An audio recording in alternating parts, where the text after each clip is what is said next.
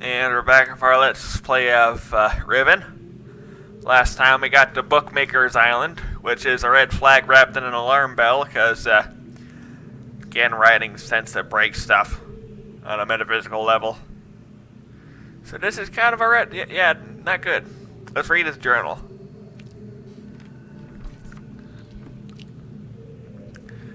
The latest ink formulation has proven a failure. Even when writing in my most promising books, I obtain only the barest glimmer of a connection. It's frustrating to expand so much of effort creating a blank book, only to end up destroying it when it doesn't work. There are days when the lab is uncomfortably warm from the flames of these failed attempts. The further I refine each element, the formations of the inks and papers, the physical dimensions of the books, the more I realize that the list of potential combinations is nearly infinite. It's during moments like these that I despair. Without access to the knee, my long-term goals may never be accomplished. Yeah, like, maybe it's not the paper you're dealing with, or the ink is being malfunctioning. Maybe you just suck at writing and need to actually attempt to think outside the box. Do some experiments with some random rocks in the middle of space or something, before you actually just piecemeal something together. Nevertheless, there are avenues of research which remain to be explored. Like what? I'm discontinuing regular observations of the stars beneath the fissure. Although I've been able to track the dark cloud-light formations that migrate through the star field and have proven that these paths are cyclical, without proper instrumentation, it's pointless to continue. My general theory concerning the nature of the fissure has remained unaltered since it first appeared. Rocco! I'm sorry. It seems that the fabric of this age has been breached in a way that permits matter to be hospitably exchanged between two discrete but overlapping spaces. Much like a link, but the apparent physical contradictions surrounding this juncture defy logical reason. The great column of wind that was formed when the fissure first appeared suggests a vacuum as one might expect in space. Yet my early experimentations revealed the presence of a breathable atmosphere. That Atris and Catherine threw themselves into the void is further evidence that it might be safe to travel. But without knowing its true nature, I cannot take the risk myself. It's also difficult to say what would happen if I were to reopen it after so long. But it's likely that the results would be catastrophic, given the changes that have occurred in this age since that time. Okay, good to know, don't crack open the star fissure. Maintenance on steam vent caps completed, yada yada. Rocco, for God's sake, I'm recording! I'm sorry, Mom's trying to eat a sandwich, but, you know, dogs. I'm extremely pleased with the continued success of this system. I believe the construction to have been true to the dunny designs of my memory. Another example of the superiority of the dunny technology. Barf. It's ironic that Atris and Catherine unwittingly provided me with such a convenient source of power. As with many of my views over the years, my thoughts regarding the origin of the fissure have changed. I have recently begun to wonder whether it's actually an unexpected byproduct of the changes Catherine and Atris wrote into this age during their escape. Yeah. Certainly, by casting their linking book into the void, they trapped me here quite effectively, but I do not believe that Atris intended the book to be lost in this manner. Much better to destroy it than to risk the possibility of its falling into an unknown hands. Yeah, well, these hands say otherwise. Also, had they foreseen the creation of the fissure, they would surely have thought the vacuum it created would eventually consume the atmosphere of this planet, a fate which Catherine undoubtedly would have deemed unacceptable for her homeworld. Yeah, she probably wouldn't. If I had not been there to supervise the construction of the seal, this is most certainly what would have happened, for the villagers were far too frightened to even approach the vent vortex without my urging. Rocco, I'm gonna kick you! I'm joking, but come on!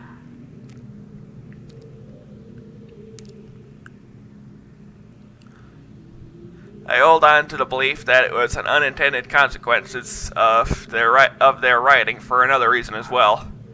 I prefer to think that my son had meant for this age to be merely a prison for me rather than a death sentence. Okay, good to know.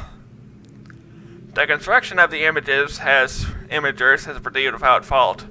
It's interesting to see how easily I've been able to adapt the Dunny technology to mimic that of the Ahmad. In some ways, the similarities between the two cultures are striking. I wonder if perhaps there had been communication or commerce between the two cultures in earlier times. Maybe Keda's people are even descendants of the Dunny. It pleases me to think so. Yeah, okay, sure. That's how the imagers work around here, apparently. Note, it's possible that if I were somehow able to supply the books with a power source of sufficient magnitude, I could suppress the variance enough to facilitate a solid link. It's doubtful that the geothermal cap generators could provide such an enormous surge. Perhaps I could adapt the fire marbles. Okay. I've been cataloging the natural elements of this age for nearly 30 years now, yet still I continue to find evidence of the Dunny's preoccupation of 5. As a boy, it was very clear to me that the number 5 had a special significance to the Dunny society.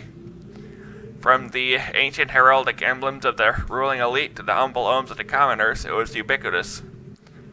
Its presence here is obviously a direct reflection of the minds that designed the texts that I used to compose this age. Further proof that through their art the Dunny masters were indeed creating the marvelous worlds they wrote, and not, as many mistakenly thought, merely building links to the pre-existing worlds.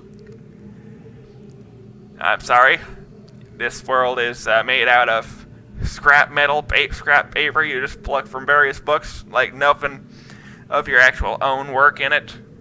Well, no wonder it lasted so long, even though the grammar's horrendous. Like you didn't mess it up. Well, you did. Well, you know what I mean. You didn't put a stupid thing in a margin or something, I don't know. Well, most of my constructions have been based on Dunny designs. I see now that the ones I have imbued with the power of 5 are clearly the most beautiful, the most perfect, and I believe the most structurally sound. Hey, maybe it's not that everything's based on 5, but you're looking for things based on 5, and ignoring the ones of 2, 3, or whatever, because that's not important. You're just looking for stuff with 5. And because you're looking for it, you find it, because that's what you're looking for. I am still attempting to determine how the Dunny color symbology reflects the superior design principle. Case in point. Although superficially it's based on a 6-color system, I'm convinced that there has to be a deeper connection to 5. I will continue to investigate. Oh, so these symbols are colors. Well, I know this one was at Bookmaker's Island, so that's something. I finally made a breakthrough. I've succeeded in modifying the fire marbles to generate enough power to hold a descriptive linking book in a stable matrix. I have linked to a new world. Ooh, that's bad. It's a harsh and desolate age, but is nonetheless well suited for my purposes. So I've just designated it my, okay, I have to do some math, so, that's number 9. Number 8. So,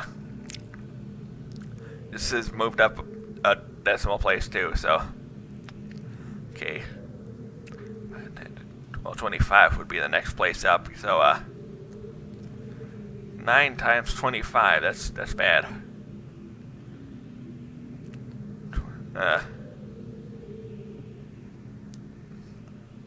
225 so far, Jesus. Plus 8 would be 26, 27, 28, 30. You're 233rd age? You're a prolific little bugger, aren't you?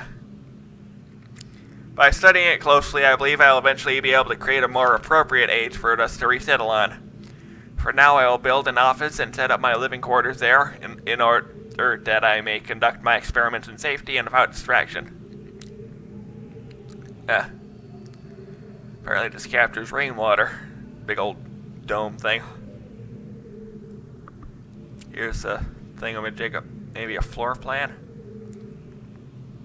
And this is, apparently the water level used to be a lot higher on this age if, mountains are eroded to here, then it dropped down to here. I must admit that I'm proud of my work. To think that in such primitive conditions I have accomplished in 29 years what it took the original Dunny centuries to achieve. Yeah, well, you're just ripping off their notes, so yeah. Note, repair outerwear for work on this world. The goggles may need to be redesigned altogether. Ah yes, Dunny lived in a cave, so not used to bright light. Good to know.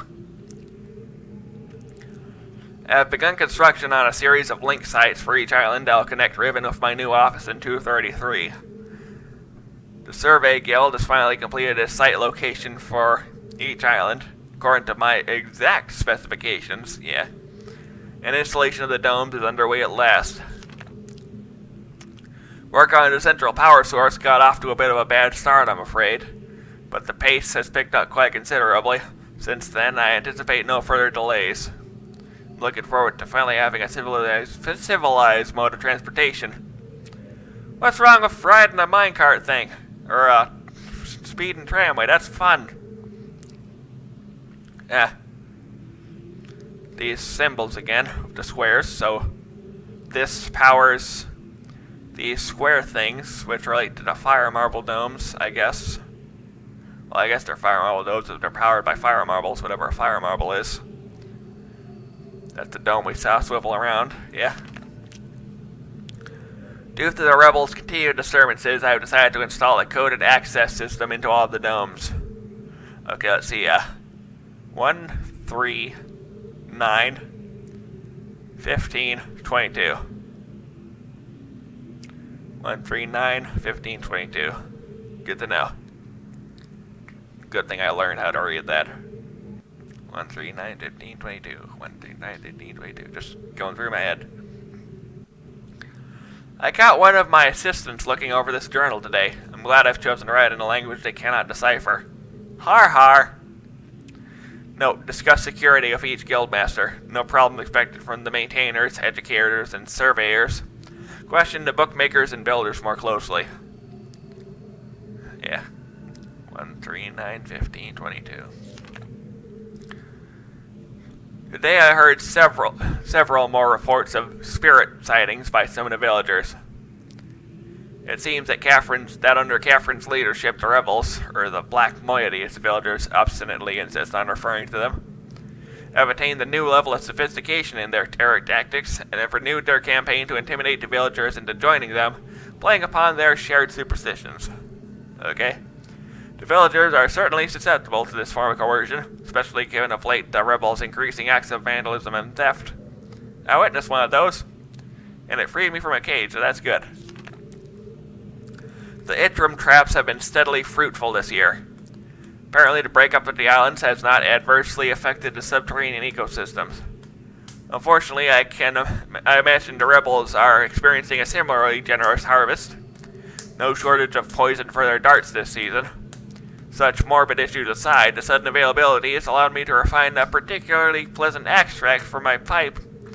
One that is smoother than any of the others from recent years.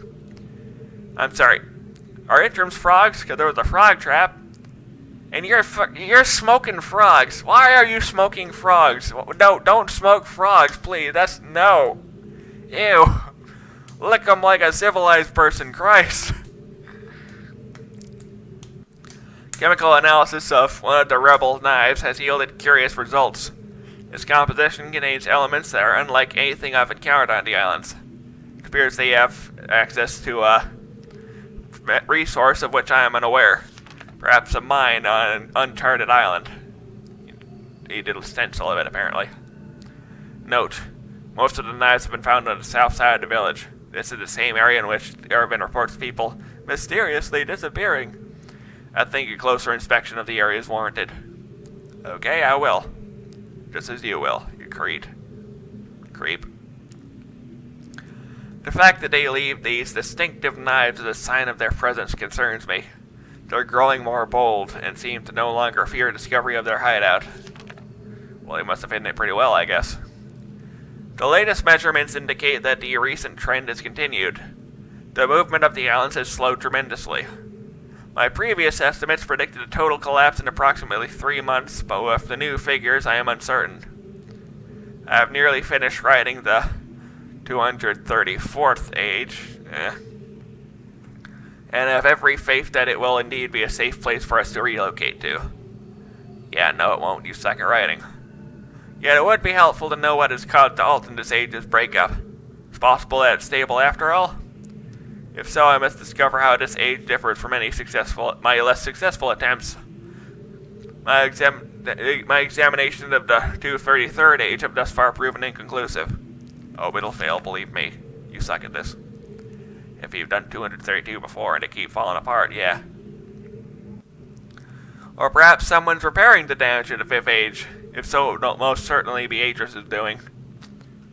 I have reluctantly decided to abandon my experiments into the behavior of the water of this age, as there are more pressing matters on which I must now concentrate, leaving me little time for such speculative research. For future reference, however, my investigations up to this point have revealed the following. I believe that the remarkable properties of this water, to be caused by a life form that resides within it, specifically a type of bacteria.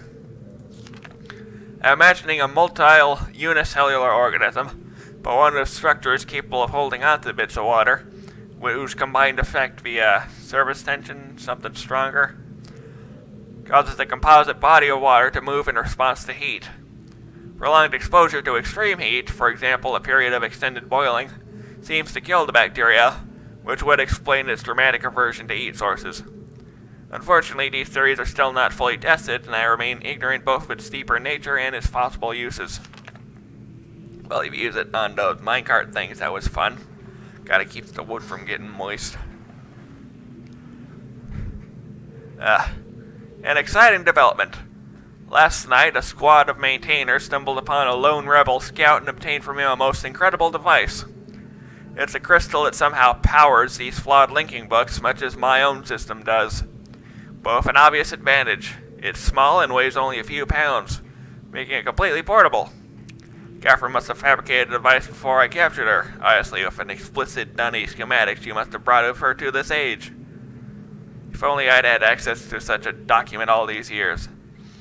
Yeah, we'd be screwed. Regardless, I can now concentrate solely on the writing of Aegis, and need no longer worry about building elaborate power supplies for each new book I write.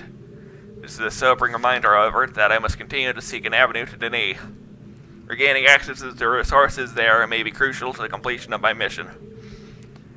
Yeah, whatever, man. Well, that was a bit wordy. Also a bit noisy with the dogs, I'm sorry. We'll be back next time.